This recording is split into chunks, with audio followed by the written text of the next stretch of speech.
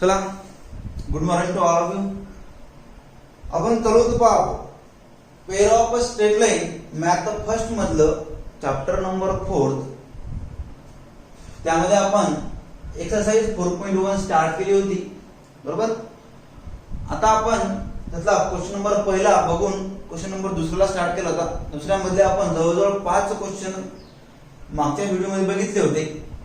आता आपण राहिलेले शेवटचे 2 गणित आपण घेणार आहोत. गणित थोडे मोठे आहेत पण सोपे आहेत, एकदम इझी आहेत.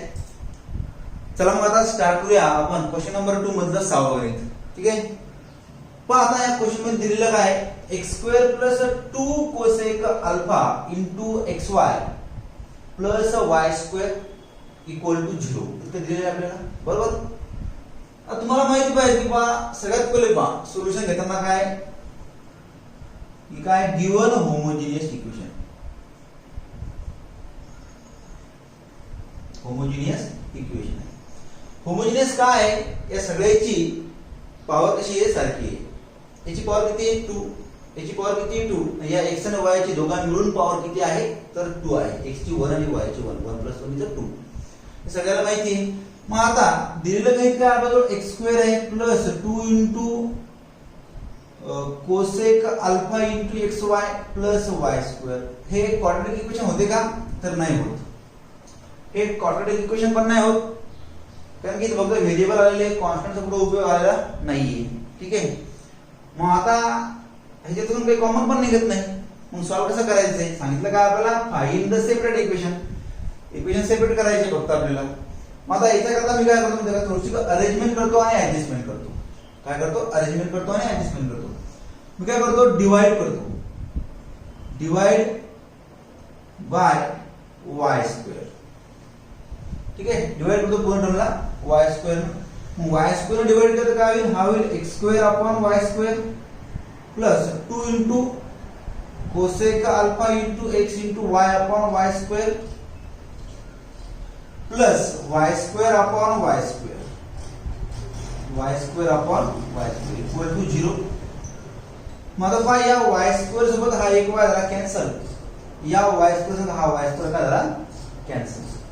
पण काही अडचण राहिलं काय आपल्याजवळ, हे x² y². मी घेतो x अपॉन y चा whole square plus 2 into in bracket cosec alpha इथे फक्त x by y plus 1 equal to 0. काही अडचण इथपर्यंत नाही. आता पहा इकडं, एक minute.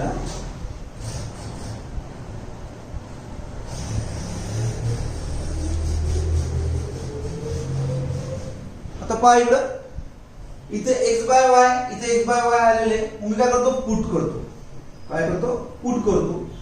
x by y is equals to p. p is any constant put करतो. मग p पुट केलं तर काय होईल इथं, हा होईल p चा स्क्वेअर. x बाय y म्हणजे p आणि p चा square plus 2 into cosec alpha into p plus 1 equal to 0. Power आता वाटतं का आपलं क्वाड्रॅटिक इक्वेशन, p² म्हणजे a² twice axy plus c वगैरे कॉन्स्टंट किंवा ax plus twice b plus c वगैरे आपल्याला काय आलेलं आहे, क्वाड्रॅटिक इक्वेशन भेटलेले आहे. प्लस 1 भेटला म्हणून. ठीक आहे, इक्वल टू 0. मग आता असं क्वाड्रॅटिक इक्वेशन आलं तर मी याला कंपेअर करतो. काय करतो, कंपेअर करतो. कंपेअर करू आपण, कंपेअर ax प्लस, सांगा कशाचं कंपेअर करणार आपण, ax प्लस 2 सांगा काय ना, काय ax² plus bx plus c. ax plus ax² किंवा bxy तुम्ही कोणतेही क्वाड्रॅटिक इक्वेशन घेतलं तरी चालते. ax² plus bx plus c equal to 0 असे कंपेअर केलं तरी नो प्रॉब्लेम, नो डाऊट, काही अडचण नाही. आणि मला सांगा, असं इक्वेशन भेटल्यानंतर आपण कंपेअर केल्यानंतर सरळ सरळ a ची व्हॅल्यू किती आली इथं, सांगा a ची व्हॅल्यू किती आली इथं 1, b ची व्हॅल्यू किती आली x सोबत कोण आहे b म्हणजे कोणाला 2 कोसेक अल्फा आणि c किती आला 1. पॉवर व्यवस्थित करते का, करते. ओके. मग आता या अशा क्वाड्रॅटिक इक्वेशन साठी याचे रूट पडत नाही म्हणून आपण काय घेणार, a b c घेणार. तुम्हाला माहिती आहे फॉर्म्युला काय आपल्याजवळ, फॉर्म्युला आहे p = -b + - under root B square minus 4ac upon twice A, काय अपॉन ट्वाइस ए, बरोबर सगळं दिसते खालचं. ओके, मग आता हियर इथे वरती घेऊ तुम्ही. देअरफॉर सगळ्यात पहिले मी काय करतो माहिती आहे का, फक्त हे आता बी स्क्वेअर मायनस 4ac काढून घेतो, कारण की नंतर आपल्याला सॉल्व्ह करायला सोपं जाते. मग सगळ्यात पहिले मी काय करतो, बी स्क्वेअर मायनस 4ac काढून घेतो. हा रूट मध्ये रूट टाकून आपल्याला. मग आता बी स्क्वेअर काय आपल्याला, बी स्क्वेअर आहे पहा 2 कोसेक अल्फा, 2 चा स्क्वेअर म्हणजे काय होईल, रूट मध्ये येईल पहा 4. कोसेक अल्फा म्हणजे काय, cosec square alpha, cosec square alpha म्हणजे मायनस 4 इंटू ए किती आहे सांगा, ए 1 आहे आणि नंतर सी पण 1 आहे, म्हणजे 1 इंटू 1, बरोबर. घ्या इकडे. मग आता मी काय करतो माहिती का, या सगळ्या टर्म मधून 4 कॉमन काढतो, आतमध्ये कोण राहील, इथे राहील कोसेक स्क्वेअर अल्फा मायनस हा 4 कॉमन, इथे कोण राहील फक्त 1. मला सांगा 4 जास्त असा कोसेक स्क्वेअर अल्फा मायनस 1 चा फॉर्म्युला काय आपला, जो cosec square minus 1 is equals to cot square alpha, काय आपला फॉर्म्युला कॉट स्क्वेअर अल्फा. आता इथे काढा स्क्वेअर रूट जर काढला तर काय आहे तुमचं, हा 4 चा स्क्वेअर रूट 2 आणि या कॉट स्क्वेअर संग रूट झाला कॅन्सल, उत्तर होतं कॉट अल्फा. काय अर्थ आहे पर्यंत नाही. चला पुढे जाऊया. मग आता याचा आपल्याला p इज इक्वल टू पूर्ण भेटू. मग p म्हणजे काय आपल्याला, p म्हणजे आपल्याला x बाय y, म्हणजे तुम्ही x upon y is equal to minus b, b किती आपल्याला पहा, b किती आहे 2 कोसेक अल्फा, मग हा minus 2 cosec alpha plus minus पुढे काय बी स्क्वेअर मायनस 4ac, बी स्क्वेअर मायनस 4ac आन्सर किती आलेले आहे 2 क्वार्ट अल्फा, काय आलेले 2 क्वार्ट अल्फा. मग घ्या आता इथं अपॉन काय ट्वाइस ए आहे, मग 2 इंटू ए किती आपल्याजवळ 1. चला सॉल्व्ह करू घ्या. मग x by y is equals to हा 2 दोन्ही तुम्ही काय करतो कॉमन करतो, आतमध्ये राहील minus cosec alpha plus minus cot alpha upon 2 संग 2 काय झाला कॅन्सल. मग आता x बाय y इकडे जाऊ द्या. घ्या इकडे x is equals to minus cosec alpha plus minus हाला क्वाट अल्फा इंटू y. मग आता प्लस मायनस आहे, मग प्लस एकदा प्लस साठी द्या एकदा मायनस साठी द्या, असे दोन तुमचे काय होतील सेपरेट इक्वेशन तयार होतील. ओके, चला मग आता पहिले इक्वेशन घेऊया आपण. Therefore x is equals to minus cosec alpha plus cot alpha into y and एक काय होईल आपला अँड दुसरं होईल x is equals to minus cosec alpha minus cot alpha into y. These are the separate equation. पहा कळलं की सोपं होतं, एकदम व्यवस्थित होतं, काही अडचण पर्यंत नाही. चला आता पुढचं गणित घेऊया आपण लगेच.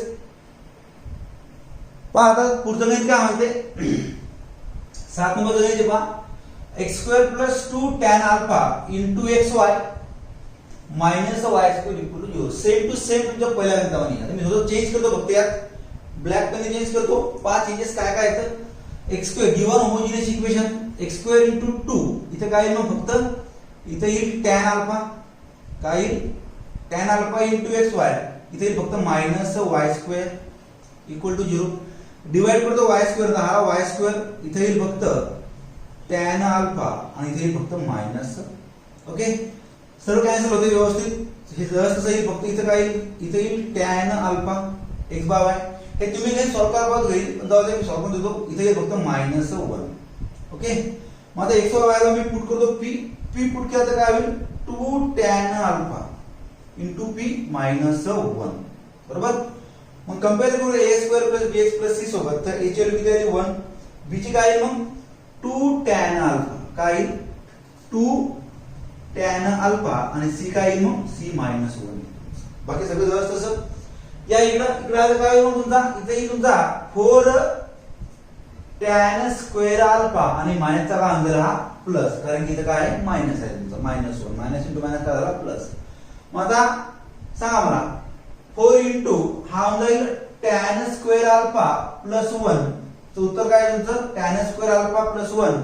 सांगा बरं, tan square alpha plus sec square alpha is equals to काय फॉर्म्युला तुमच्याजवळ 1 असते बरोबर, -1 म्हणजे मग tan square alpha plus 1 is equals to काय होईल सेक स्क्वेअर अल्फा. मग आता 4 सेक स्क्वेअर अल्फा मी कॉमन बाहेर काढला तर काय होईल 2 सेक अल्फा. काय होईल 2 सेक अल्फा.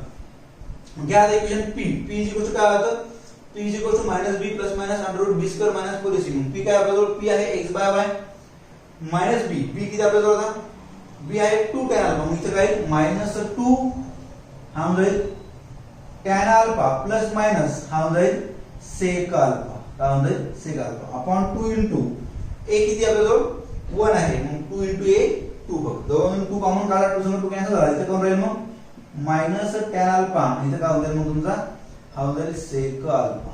काय होईल सेक अल्फा. मग पहा आता इथे खाली उत्तर काय तुमच्या शेवटी लास्टला उत्तर काय आहे हे सर्व पुस्तक मी एकदा एक मिनिट शेवटी उत्तर काय तुम्ही सांगा बरं मला. शेवटी तुमचं उत्तर असेल minus tan alpha plus minus sec alpha into हाला वाय. मग सध्या फक्त प्लस साठी एक घेऊ आपण minus tan alpha plus sec alpha into y and दुसरं काय येईल दुसरं काय येईल आपलं minus tan alpha minus sec alpha into y. These are the separate equation. किती सोपं गणित होतं कळतं सगळ्याला. हे गणित तुम्ही सॉल्व्ह करायला पाहिजे होतं गणित घरी पाहून असू द्या जाऊ द्या मी सॉल्व्ह करून दिलं तरी एकदा तुम्ही मनानं करून पाहायचं नंतरच मग आपल्या व्हिडिओमध्ये बघायचं. ठीक आहे याचा स्क्रीनशॉट काढून घ्या. चला काढला पुढे जाऊया आपण. आता पुढचं गणित घेऊया. क्वेश्चन नंबर तुमचा इथं दुसरा संपलेला आहे. क्वेश्चन नंबर 3 आपण स्टार्ट करतोय आता लगेच. तर चला पुढे जाऊया मग आता. क्वेश्चन नंबर 3 काय म्हणते पहा आपला find the combined equation of a pair of line passing through the origin which are perpendicular to the line represented by the following equation. आता क्वेश्चन काय दिलेला आहे आणि सॉल्व्ह काय करायचं आहे. क्वेश्चन दिलेला आपल्याला कंबाइंड इक्वेशन फाइंड करायचं. मग कंबाइंड इक्वेशन साठी त्यांनी दिलेली आपल्याला कंडिशन काय दिली त्यांनी आपल्याला कंडिशन दिलेली.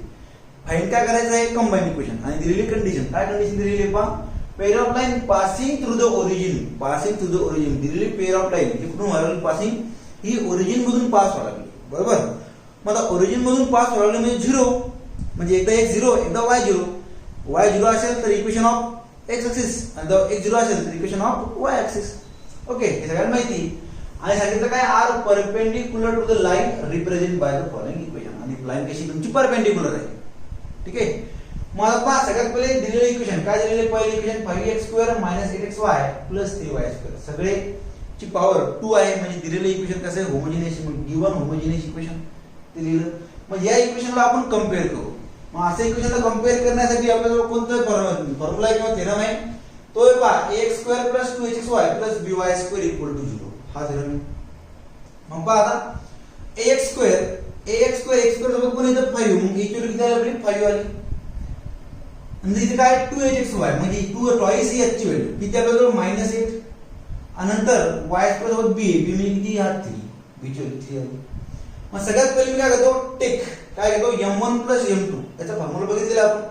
m1 + m2 काय फॉर्म्युला आहे -2h/b. काय फॉर्म्युला आहे -2h/b. -2h ट्वाइस इक्वल किती -1 मग -8/3 मायनस जरा प्लस 8/3 तुमचं व्हॅल्यू उत्तर आलं m1 + m2. तुम्हाला जर हे कसं घेतलं कशा करता घेतलं याचं काम काय याचं काम पुढे आपल्याला सांगतो ते. नंतर पहा m1 * m2 दोघांचं मल्टिप्लिकेशन असेल तर फॉर्म्युला काय a/b फक्त.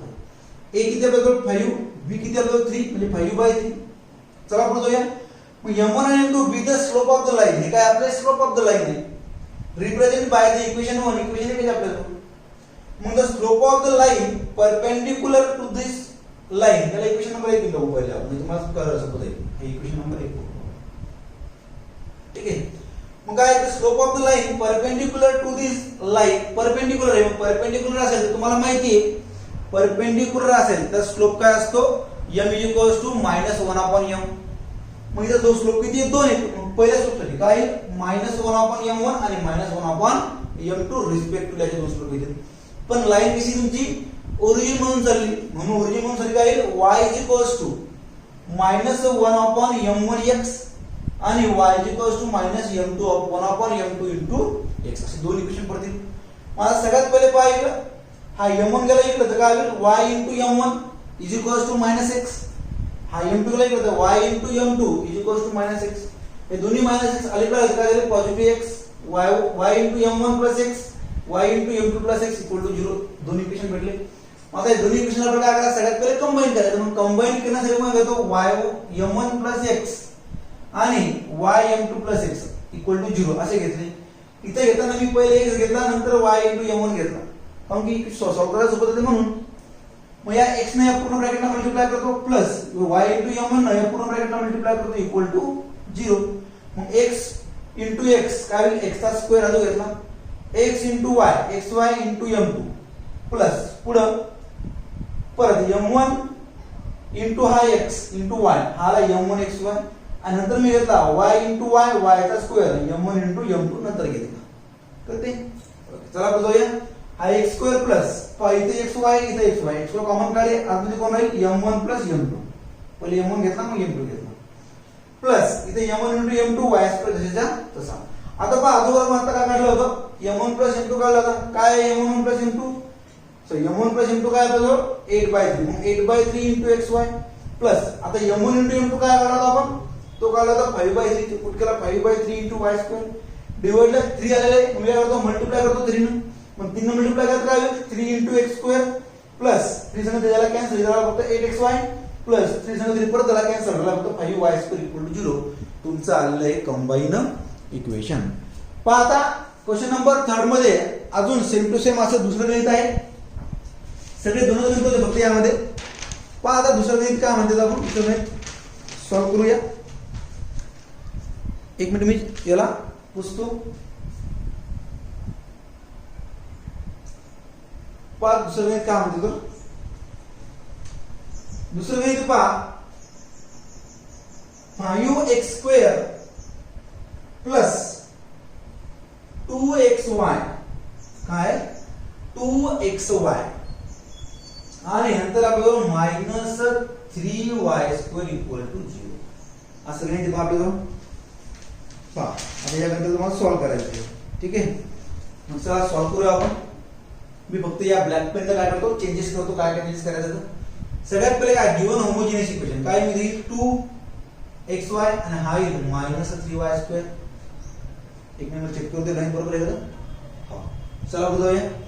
सांगा आता a ची व्हॅल्यू काय इथं a ची व्हॅल्यू काय सांगा बरं 5 ची तुमची बरोबर काय तुमची a ची व्हॅल्यू 5 आहे. बाकी काही अडचण नाही इथं. b ची ट्वाइस h ची व्हॅल्यू ट्वाइस h ची व्हॅल्यू किती येईल इथे येईल 2 फक्त काय फक्त 2 आणि b ची व्हॅल्यू काय -3 काही अडचण नाही. सगळ्यात पहिले काय करणार m1 plus m2 minus twice h upon b मग काय येईल minus twice h upon b minus twice h value किती आहे हा -2 अपॉन b किती आहे -3 उत्तर किती येईल 2/3 उत्तर किती आलं मग 2/3 मायनस मायनस झाला पॉझिटिव्ह. नंतर m1 इंटू m2 काय a अपॉन b a किती आहे 5 आणि b किती आहे -3 म्हणजे उत्तर किती येईल -5/3.